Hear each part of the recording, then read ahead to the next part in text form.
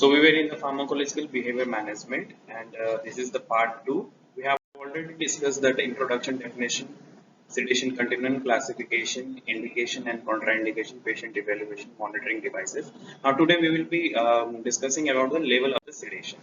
So these are the various features during the various sedation levels. So when the patient is in the minimal or moderate or in deep, the general description: when the patient is in a minimal, he is in the state of anxiolysis, and when the patient is in moderate, he is conscious, and when the patient is in deep, he is in a deep sleep.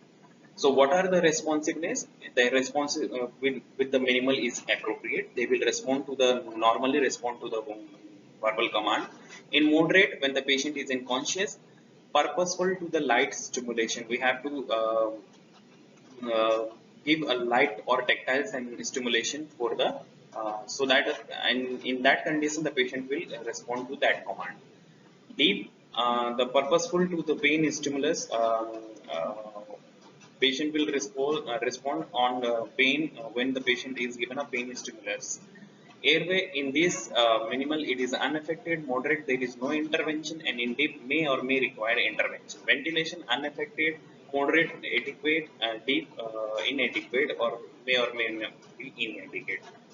In cardiovascular, in minimal it is unaffected, in moderate it is maintained, and in deep it is may or may not be maintained. Monitoring, in minimal, observation and intermittent assessment should be done when the patient is given drugs, and in moderate, pulse oximetry should be continuously checked, heart rate should be continuously checked, and respiratory rate and BP rate it should be checked intermittently. In deep sedation, pulse oximetry should be continuously checked, ECG continuously, BP every 3 minutes, precordial stethoscope should be used to check the tracheal sound, whether the patient is breathing or not. Personals in minimal, responsible practitioners may be if sufficient. In moderate, practitioner immediately should be available, and support personals may present may be present or may conduct the interruptible tasks. In deep, practitioners should be present, and support personals also should be present. There are the various routes of sedating administration. The most common one is the oral and sublingual and intranasal and inhalation. These are the most common route. Apart from that, there are intramuscular, intravenous. So we do not perform these routes because they have a chances of needleistic injury, and we might lose the cooperation of children. So drug used for the procedural sedation by the inhalation route are nitrous oxide, sevoflurane and disflurane, and their indications and limitation have some limitations. So nitrous oxide is used for mild to moderate level of anxiety. It has both sedative and analgesic property. Duration of action can be easily controlled. Limitations is it is a weak potent gas, not indicated in children with severe behavior problem like definitely negative patients and respiratory and claustrophobic patients. Sevoflurane, it outpatient surgery, non-irritating to airway, does not produce tachycardia and no liver toxicity. The limitations is hypotension and decreased cardiac output is noted, decrease in tidal volume and renal impairment is seen. Desflurane, rapid induction and emergence compared to the halogen sevoflurane, and no liver toxicity and nephrotoxicity. Limitation and risk is irritating to the airway, tachycardia may cause, and decreased level of cardiac volume.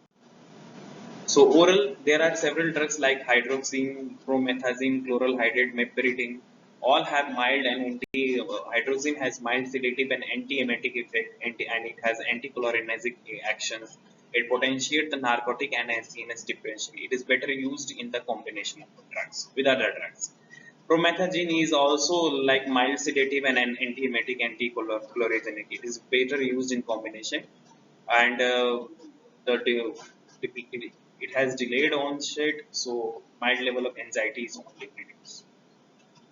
Chloral hydrate is also for all level of anxiety, long working time, wide range of safety, but not recommended by children below 6 years of age, and it has no any analgesic property. Meperidine based, it is used in best in combination oral absorption and contraindicated in children with COPD. Other is the diazepam with different doses of tablet 2, 5, 10, 15 milligrams. It is a safe agent for mild to moderate anxiety in children with cerebral palsy, mental retarded patients. Children less than 6 years of age, we do not give it, and oral absorption is equally good as parenteral. Limitations are required multiple doses to achieve sedation and not effective in severe anxiety when used alone. Triazolam with the different doses of the tablet, it in addition as has an anti-convulsant activity property and a good oral absorption. Safety guidelines are not fully established to use in the children. Then the intramuscular, the indication benefit has it has rapid onset of action, more reliable with little patient compliance. Limitations is needle injury, limited control over reversibility. So the drugs used are ketamine, midazolam. So ketamine is a dissociative anesthesia, potent analgesic, it has analgesic property. The safety of oral use is not established yet. Midazolam is possesses all the hypnotic, anticonvulsant, muscles relaxant as well as anti-grade amnesia and anxiety, but it doesn't have the analgesic property. So greater potency than the diazepam, rapid onset of action, but it is only used for the short process. So intravenous sedation we were introduced in 1945 by Niels B. Jorgensen, and the advantage is rapid onset, highly effective. Titration is possible, recovery shorter than other techniques like intramuscular, intranasal and oral. Nausea and vomiting are uncommon. Control of salivary secretion possible. Gag reflex techniques. Ability to perform IV is benefit in serious emergency situations, not in normal procedural routine or cases. Disadvantage is venipuncture is necessary. Needle-stick injury may cause the we lose the loss of cooperation of the child. So more intensive monitoring is required, and recovery not complete.